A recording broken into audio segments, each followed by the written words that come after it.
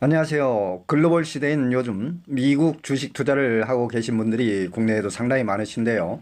국내 주식과 달리 해외 주식을 투자하는 경우 거래 수수료 외에 주식 양도세와 배당 소득세 등 각종 세금을 차감하고 나면 남는 게 별로 없다, 이런 인식이 많은데요. 이번 강의는 해외 주식, 특히 미국 주식 투자에 대해서 계좌 개설부터 수수료, 세금, 절세 방법, 또 국내 주식과의 비교해서 장단점 등 해외 주식 투자의 전반적인 사항을 총 정리해보는 강의를 준비를 했습니다.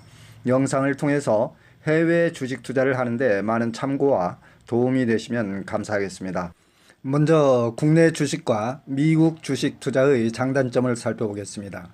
우선 국내 주식의 장단점을 살펴보게 되면 장점으로는 대주주로서 분류되지 않는 한 세금이 매우 적고 기업 정보를 쉽게 접근할 수 있으며 거래가 간편하다는 장점이 있겠습니다. 단점으로는 미국 시장에 비해서 월등히 규모가 매우 작기 때문에 종목 선택의 폭이 좁고, 규모가 작아서 기관 투자가나 외국인 등에 의해서 주가 등락이 심해서 주가 왜곡이 심하고, 외국인과 기관 투자가들의 대규모 자금을 이용한 소액 투자자들의 개인 투자 심리를 역이용해서 개인 투자자들이 이용당할 수 있는 소지가 매우 많다고 할 수 있겠습니다. 다음은 미국 주식의 장단점을 좀 살펴보겠습니다. 장점으로는 국내 시장에 비해서 월등히 규모가 매우 크기 때문에 종목 선택의 폭이 넓고 초인류 우량 기업이 많아서 배당 투자에 매우 유리하겠습니다. 또한 규모가 커서 기관 투자가나 외국인 등에 의해서 크게 주가가 좌우되지 않고 주가 등락이 비교적 안정적이라고 말할 수 있겠습니다. 달러화로 거래를 하기 때문에 환차 수익을 기대할 수도 있겠고요. 단점으로는 주식 양도세와 배당 소득세 등 세금이 다소 많고 기업 정보를 쉽게 접근할 수 없다는 점이며, 또한 달러로 환전을 해야 되기 때문에 거래가 국내보다는 다소 번거롭다는 단점을 갖고 있겠습니다. 국내와 미국 주식시장의 장단점을 좀 살펴보았는데요. 국내와 미국 주식시장의 비율을 좀 들자면, 국내 주식시장은 소형 돛담배와 같아서 작은 파도에도 쉽게 흔들리지만, 세계 경제의 중심 미국 시장은 초대형 군함과 같아서 큰 파도에도 쉽게 흔들리지 않는 특징을 가지고 있다고 할 수 있겠습니다. 통계에 의하면 대체적으로 미국 주식 투자자들이 장기적으로 투자 패턴을 가져가는 편이고, 국내 주식 투자자들은 단타 성향을 더 많이 보여주고 있다고 합니다. 따라서 여러분들께서 좀 더 안정적이고 장기적인 시각으로 배당 투자를 원하신다면 국내보다는 미국 시장이 훨씬 유리할 수도 있겠다는 말씀을 드립니다. 저희 산울TV는 정부의 부동산 세금 정책과 각종 생활제도 변경, 동남아 여행 정보, 은퇴 생활 정보, 자격증 정보 등 일상생활에 필요한 정보를 신속하고 정확하게 전해드리는 채널입니다. 여러분들께서 관심과 애정으로 구독, 좋아요, 알림 설정해 주시면 대단히 감사하겠습니다. 다음은 미국 주식 매매 시의 수수료와 세금 제도를 살펴보겠습니다. 매수 매도 시에 수수료, 제세 공과금 성격으로 0.00051%가 과세가 되었고요. 증권사 수수료, 증권사별로 상이하겠습니다만 0.1에서 0.3%까지 매수 매도 시 적용이 되겠습니다. 또한 미국 주식을 매매하는 경우에 가장 큰 세금을 차지하는 포인트가 주식 양도세인데요. 22%, 즉 양도세 20%와 지방소득세 2%가 합해져서 22%의 분리과세가 이루어진다는 것입니다. 다음은 배당소득세 15%가 과세가 되는데요. 원천징수 후에 지급이 되기 때문에 투자자 여러분들께서 배당소득세에 대해서는 신경 쓸 필요가 없겠습니다. 다만 금융소득, 즉 이자나 배당소득이 연간 2천만 원을 초과하는 경우에는 종합소득세 합산과세 신고를 해야 되기 때문에 종합소득세 각자 그 소득별로 소득세율 구간에 따라서 차등 적용이 되겠습니다. 다음은 해외 주식을 매매하는 경우에 유의사항을 좀 살펴보겠습니다. 외국 주식을 매매한 후에는 소득이 발생한 경우에는 연간 250만 원이 넘지 않든 무조건 신고 대상이라는 것을 알아두시고요.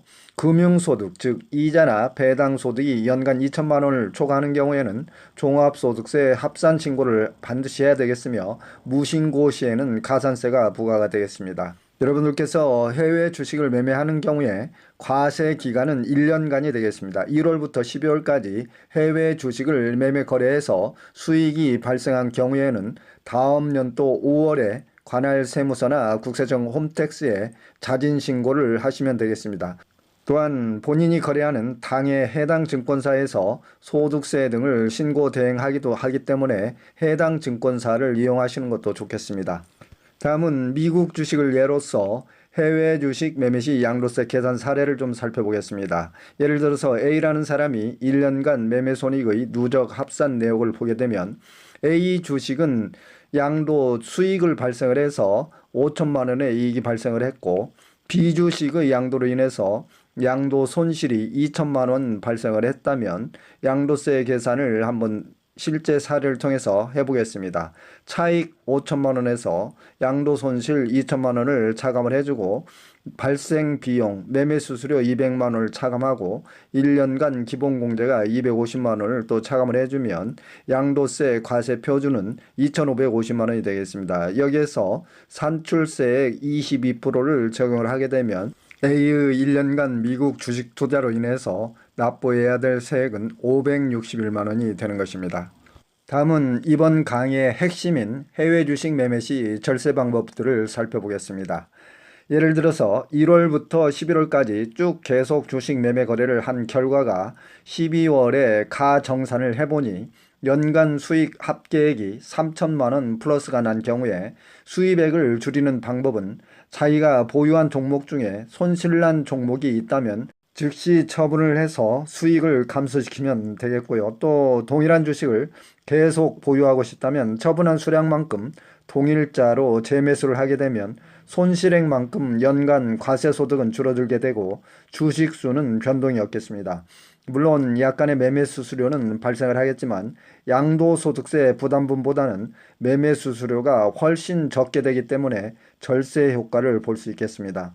다음은 사례를 들어서 좀 설명을 해보겠습니다. 화면상에서 A라는 사람의 연간 수익 합계액이 3천만 원이 발생이 된 경우에 평가 손실을 발생하는 방법은 A가 보유한 종목, B 종목이 현재 평가액이 매도할 경우에 2천만 원의 손실을 발생시킬 수 있다면 동시에 매도를 실현을 시켜서 2천만 원의 손실을 발생시킬 경우에 과세소득은 수익금액 3천만 원에서 손실액 2천만 원을 빼게 되면 1천만 원만 과세소득이 되겠습니다. 또한 미국 주식시장도 주식 매도 자금의 정산은 3일 결제가 되고 있으므로 납회일 전 최소 4일 전까지 당해년도의 주식 매매를 완료를 시켜야 되겠습니다. 다음은 법인을 통한 해외 주식 매매 시 절세 방법을 살펴보겠습니다.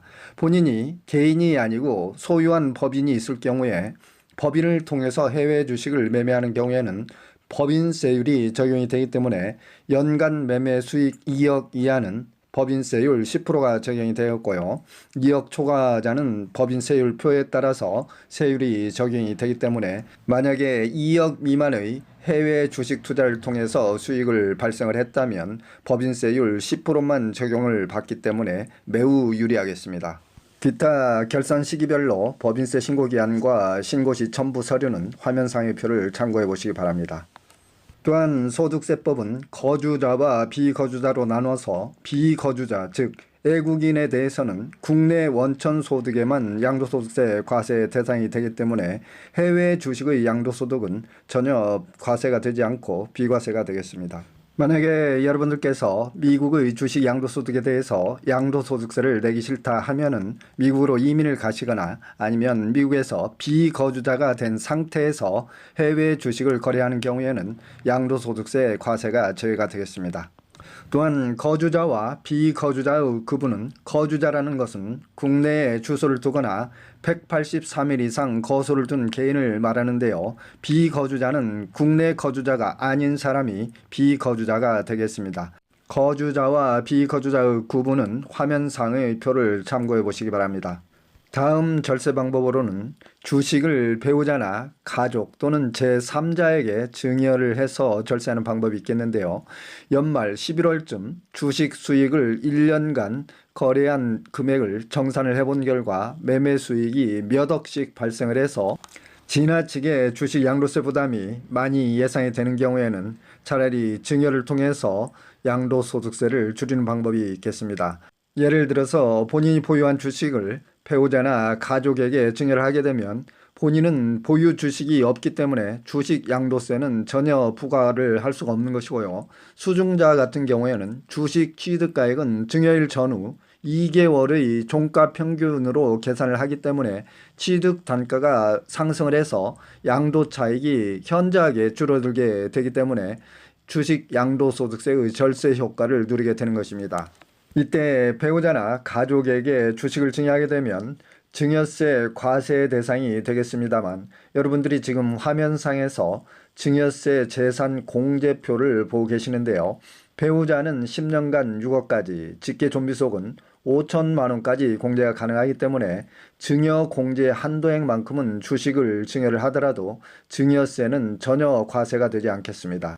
지금까지 절세 내용을 여러분들이 좀 이해하기 쉽게 요약을 해서 말씀을 드리자면, 11월이나 12월 초에 본인의 해외 주식 수익과 손실 금액을 일단 가정산을 해본 후에 보유 종목 중에서 손실 발생 종목을 매도를 해서 수익 발생 금액을 대폭 감소를 시키거나, 또는 연말 이전에 증여 공제 한도 금액만큼 가족에게 증여를 함으로써 세금을 대폭 절세할 수 있다는 것입니다.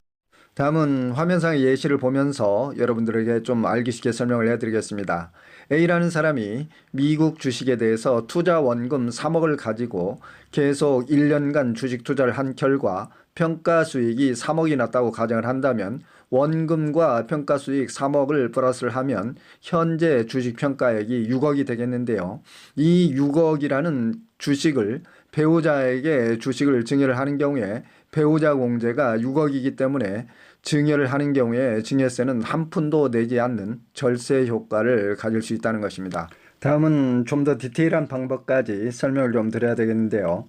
주식을 매도 시에 매수 단가를 알아야 수익이 얼마가 남았는지 알 수가 있겠는데요. 각 증권사마다 취득가액 단가 적용 방법이 상이하기 때문에 본인이 거래하는 증권사에 전화를 해서 어떤 방법을 채택하고 있는지 사전에 알아둬야 될 필요성이 있겠습니다. 기업 회계에서 상품의 재고 자산을 평가를 할 때 선입선출법, 후입선출법, 이동평균법과 총평균법을 적용을 하고 있는데, 주식 계좌의 잔고 역시 각 증권사에서 어떤 방법을 채택하느냐에 따라서 주식의 양도 차익은 각기 달리 나타나게 했습니다. 간단히 좀 설명을 드리면, 선입선출법은 먼저 산 주식이 먼저 팔렸다고 보는 것이고요. 후입선출법은 제일 마지막에 산 주식의 단가가 먼저 팔렸다고 보는 것입니다. 이동평균법은 주식을 살 때마다 이동을 해서 평균하는 방법이 되겠고요. 총평균법이라는 것은 현재 보유한 주식 수를 전체의 매입가액을 주식 수로 나눠서 평균한 가격을 말하는 것입니다. 다음은 예시를 통해서 여러분들이 좀 이해를 쉽게 할 수 있도록 말씀을 드려보겠습니다. 후입선출법을 적용을 하는 경우에 A 주식 100주 구입 날짜가 각기 다르다고 가정을 하면, 맨 뒤의 날짜에 구입한 주식 단가가 10만 원이라고 하고 매도가액이 13만 원이 된 경우에는 매도 수익은 3만 원이 되겠습니다. 매도가액 13만 원과 매수가액 10만 원을 차감을 하게 되면 3만 원이 되겠는데요.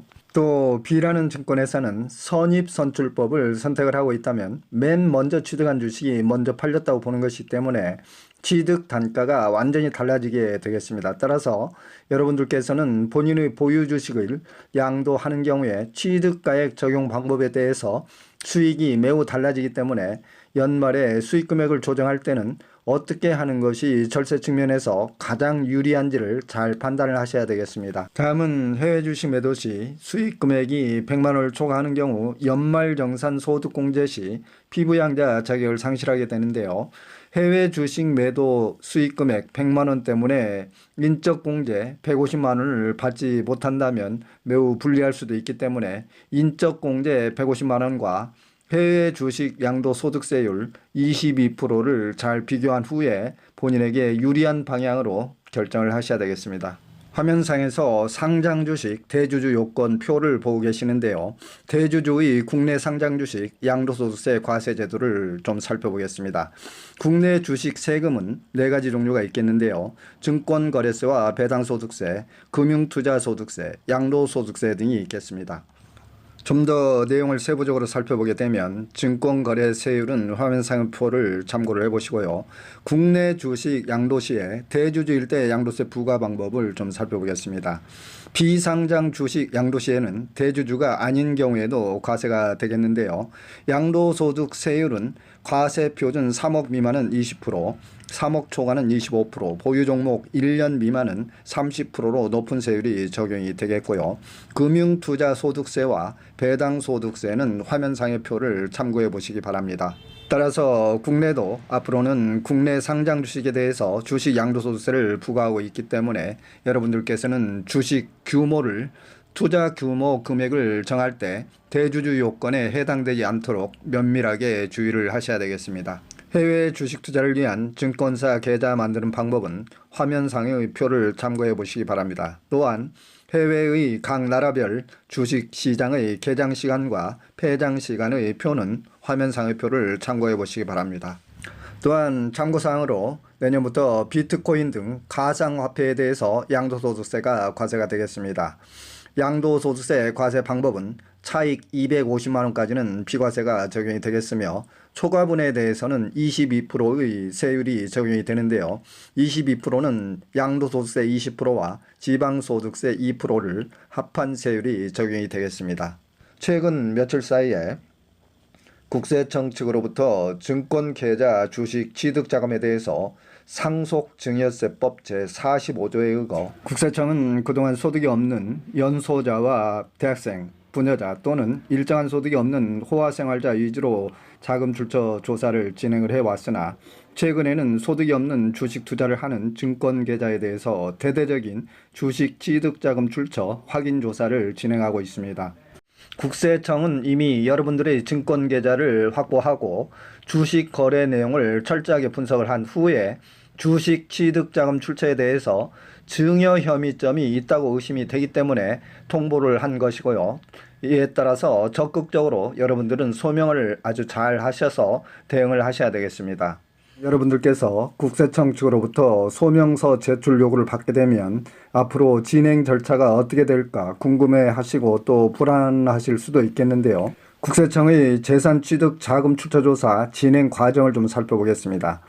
일단 처음에 확보된 증권계좌의 주식잔고 금액과 입출금 현금 내역을 확인을 하겠고요. 다음으로는 국세청 전산실의 데이터베이스 자료를 가지고 소득 재산 현황을 확인한 후에 자금 능력이 없다고 판단되는 경우에 1차적으로 소명서 제출을 요구를 하겠습니다. 소명된 자금 출처 내역을 검토한 후에 추가적인 조사가 필요하다고 판단이 되면 가족의 금융거래 내역을 면밀히 조사를 해서 과세 여부를 결정을 하겠고요. 마지막으로 소명 내역과 조사 확인 내역이 본인의 자금 출처로 인정이 되는 경우에는 비과세 처리를 할 것이고 증여 혐의가 있다고 판단되는 경우에는 증여 추정에 의해서 증여세가 과세가 되겠습니다. 따라서 여러분들께서는 앞으로 국내 주식이든 해외 주식이든 주식 투자를 하는 경우에 있어서 본인의 주식 투자 자금에 대한 소득이 분명히 있는 경우에는 큰 문제가 없겠습니다만 타인 자금을 끌어쓰거나 돈을 또는 부모나 형제, 기타 친척 제3자로부터 현금을 증여를 받아 주식을 취득하는 경우에는 국세청의 주식 취득자금 출처 조사에 의해서 증여세를 추징받을 수 있기 때문에 주식 투자에 있어서 매우 유의를 하시는 게 좋겠다는 말씀을 드립니다. 부모가 대학생 자녀의 학자금과 생활비 명목으로 지급한 금전 등을 실제 교육비나 생활비 등으로 사용을 하지 않고 주식 투자로 사용한 경우에는 증여세가 과세가 되겠습니다. 다만 본인이 알바 등의 수입으로 본인이 직접 벌어들인 소득으로서 주식을 투자하는 경우에는 증여세 과세 대상에서 제외가 되겠습니다. 다음은 부모 등이 송금한 유학 자금으로 실제 유학 생활비로 사용하지 않고 해외 주식이나 부동산 등을 취득한 경우에는 증여세가 과세가 되겠습니다. 다음은 그동안 여러분들이 저에게 많은 질문을 하셨던 기타 사례의 증여세 과세 여부를 좀 살펴보겠습니다. 생계를 함께하는 자녀가 부모에게 생활비 또는 병원비 명목 등으로 지급한 금액을 부모가 주식이나 부동산 취득 용도로 사용을 했다면 증여세가 과세가 되겠습니다. 또한 결혼 축의금을 자녀가 전부 가져가서 사용하는 경우에는 부모에 해당되는 축의금은 증여세 과세 대상이 되겠으며, 자녀 본인에게 기속되는 축의금은 증여세 과세 대상에서 제외가 되겠습니다. 예를 들어서 자녀의 회사에서 자녀의 결혼을 위해서 축의금을 전달했다든지 자녀의 친구들이 축의금을 전달해준 그 금액에 대해서는 증여세 과세 대상이 제외가 되겠고요. 또한 해외 유학생이 부모가 교육비 등으로 지출한 자금을 이용을 해서 해외에서 주식 투자를 한다거나 부동산 등을 해외에서 구입하는 경우에는 증여세 과세 대상이 되겠습니다. 마지막으로 자녀 등에게 현금 증여 시 증여세 절세 방법 몇 가지를 알아보고 강의를 마치겠습니다. 첫째, 증여세 공제 한도를 10년 단위로 활용을 하시는 게 좋겠는데요. 10년마다 미성년자 2천, 성인 5천까지는 증여세 없이 공제 한도까지 증여를 할 수 있기 때문에 미리부터 어려서부터 계획을 잘 세우시는 게 좋겠고요.